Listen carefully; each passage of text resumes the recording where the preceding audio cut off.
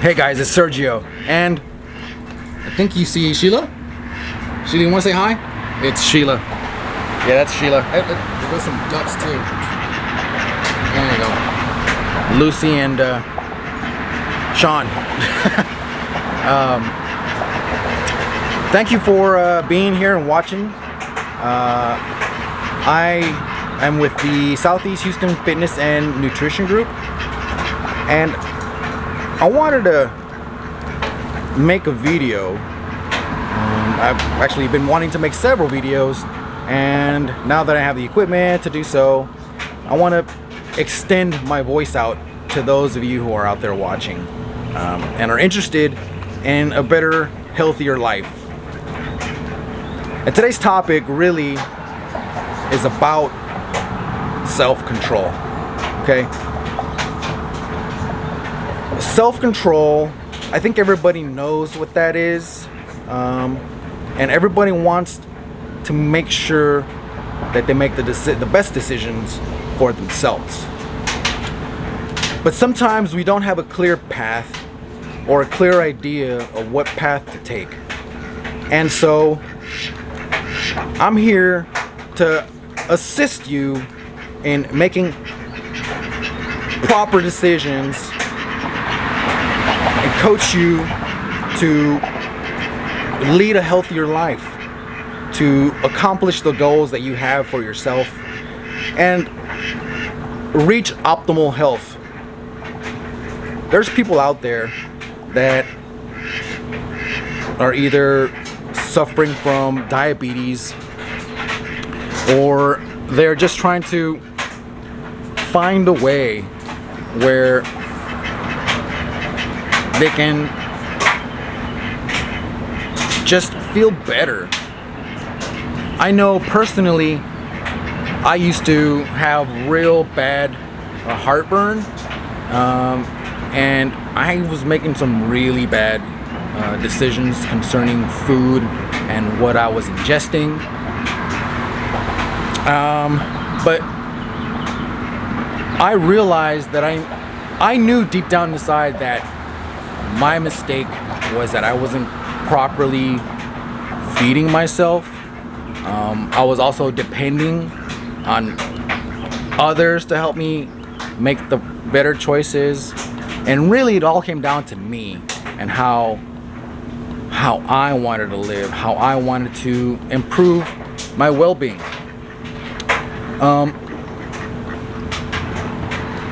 The heartburn that I used to have, it was so bad where I would sleep after I eat something, and it was definitely way over 300 calories. Let me tell you that much right now. Okay, I was overfeeding myself. I knew I was eating too much. I was 240 pounds. I'm about 180 now.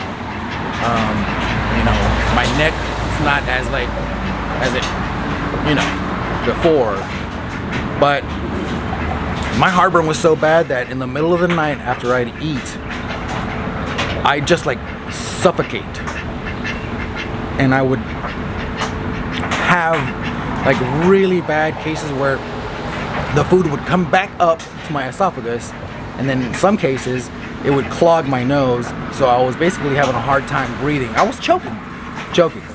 I was lucky enough to catch my breath most of the times. There was a point where I had to sleep on basically like a recliner, and just so that I can sleep well and not worry about having to wake up choking. So, and there's other people that are suffering from worse things. You know, there's, like as I mentioned already, the diabetes issue. There's other people that are actually suffering from malnutrition, where they're just too skinny and they don't have the way they don't know the way to get back to an optimal health. And so self-control can be taken too far by denying yourself food. But there's also the self-control where you're basically forcing yourself to overfeed, and that's basically a lack of self-control. What I want to discuss is being able to make small steps to get to where you want to be. And so I remember I was told one time that what you want to do is you want to make 2 steps forward and then take 1 step back. So that way you can have a little bit of progress along the way. Okay? A lot of people, what they do is they just take 2 steps back and they just keep going back. And sometimes they make a step forward, but then they take several steps back. And so they're never really getting past or they're never really getting to where they want to be, where they need to be able to live a better life for themselves, and also for, in some cases, the children. For their children, you want to have longevity. You want to have a longer, healthier life. So in order to make this 2 steps forward and 1 step back, you have to learn about the proper conditions that you want to learn about, the kinds of food that you should be eating. And you want to learn how to do that without having to sacrifice what you already eat now. And I'm not really going to go into too much detail concerning nutrition plans and health plans. But I want to talk about being able to just, if you're making a pledge to yourself to be healthier, start by just reducing the amount of soda that you drink. Like, for example, if you're a soda drinker, I would suggest just start cutting back on that before you start even changing what kind of foods you're eating. Make that pledge to yourself. Cut the soda, cut the sugary drinks, drink more water. If there's anything that you should take away from this today, is that drinking more water will create a better, healthier life. And that's one good small step forward. Okay? Let's talk about some more steps to take. Let's say you're a Coke drinker or Dr. Pepper drinker. I love those drinks. And from time to time I still drink those. I usually drink diet soda. So if I ever get the urge to want to drink a soda, I'll grab me a diet soda. For the most part nowadays, I drink soda water, the carbonated water. Some of them can be flavored. There is debate as to whether the healthiness of drinking canned soda carbonated water, especially if it's flavored, because they do put sweetener in the flavored soda water. But at the end of the day, it's definitely a lot healthier than drinking a can of soda, like Coca-Cola, or Dr. Pepper, or Sprite. You know, I like to drink Sprite Zero, and if it's a flavored Sprite Zero, I'll take that too. So there's that. Okay, that's one good step forward to make. Make it a pledge to yourself to drink more water, even if it is carbonated water, mineral water, whatever it may be.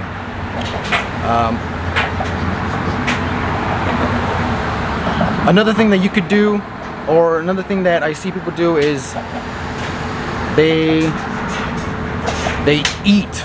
They'll starve themselves most of the day, and then they'll eat as much as they can in that one setting. And that is very detrimental, because in some cases, what ends up happening, you're just eating an excess amount of calories in one setting. And what you want is to have your body take in the nutrition from the food that you're eating. And so in that case, it becomes dangerous. Now, some people can actually get away with eating one meal a day and still lose weight. But that's a whole different skill set. That involves a whole different level of self-control, which is called fasting. And which brings me to my next topic, as far as like taking one step forward. Fasting. If you can promise yourself to somehow just fast for about 10 hours, start with 8 hours where you don't eat anything for 8 hours. If you're having a hard time not eating something for, let's say, like 5 or 6 hours, then you're addicted to food, and you gotta make a way. You gotta take some steps to kind of prolong how much time you go without eating something. That's another good step forward. Okay, that's definitely gonna assist you in having that self-control that you need. Okay, some people can fast for 3 days. I've been able to fast for about 2 days. I don't do it as often as I used to before. I was 240 pounds, now I'm about 180. So, but it was basically for me to learn to control myself and prolong how long I can go without eating. Now, some people take it to the extreme, and you don't want to be an extremist, okay? You don't want to be the Al-Qaeda of dieting, okay? You don't want to be you don't want to be the terrorist of fasting, okay? Because there's people that do fasting, and then they just lose a ton of weight, and then they just start seeing their bones, and then there's like some malnutrition going on. So, you know, there's extreme cases on all sides. But if you're having problems just eating when you're addicted to food, then try fasting. Go 6 hours without eating. Then slowly progress to 8 hours, then 10 hours, then 12 hours, until you get to 24 hours. Because really, this is mostly a test of your will. This is mostly a test for you, not for anybody else. This is for you. Oh, Sheila. Oh, look at Sheila. See? She even agrees with me. Do it for you. That's what she's barking. She's saying the same thing I'm saying. Do it for yourself. Okay? And if anything, if there's anything you're gonna do it for your family. Okay? I got twins. I have to stay alive. I can't die in my sleep because I choked on my food that I ate. Okay? I had to make a change for myself, and I also had to make a change for them. But apart from that, you shouldn't be doing it for anybody else other than yourself. And if you have a family, if you have children, do it for them too. Show them the importance of eating good nutritional food, because your habits become their habits. And it's real easy just to give kids something to eat without even thinking about the nutritional value. Okay? For example, just throw in some pizza, which I did today. But it's not something that I do often. Usually my kids eat peanut butter jelly sandwiches. We go to HEB and get ourselves a chicken, like a whole chicken, maybe some beans, or I'll cook us some Angus burgers. But that's one good thing that you can do. This is what I'm talking about, taking steps forward. Okay. Lastly, there's another way to take another step forward, and it's by reducing the amount of carbohydrates that you eat. Now, I'm not saying that you should stop eating carbohydrates. What I am saying is that reduce the amount that you're eating little by little. Increase the amount of protein that you eat. Protein is super necessary. Fats like peanut butter, peanuts, pistachios, even sunflower seeds, okay? Avocados, the superfood. Those are good things that are gonna help you reduce the amount of carbohydrate that you take in. I don't want to make this video too long. It's already going on 15 minutes. And I really want to thank you for taking the time out to watch this video and listen to what I have to say. You know, my dog, Sheila, thanks you. And the ducks, thank you too. Look at them. They're shaking their butt because they're so happy that you're watching. So remember, 2 steps forward, 1 step back. Don't get lost in the hype, okay? Don't get lost. Don't let others destroy what you want. Don't be influenced by what you see on TV, about what you hear around. You know, there's this whole talk about body shaming and this and that, but really, I'm not here to body shame you. I'm just here to inform you that your health is important.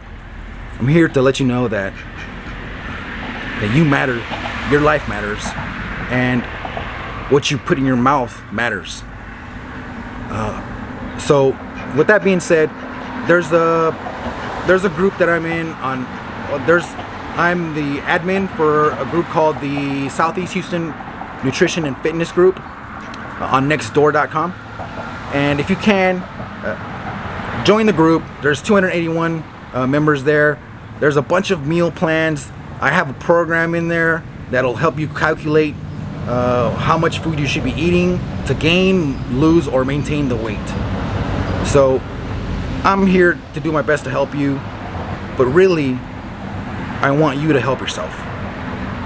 Thank you for watching, and hope to see you next time.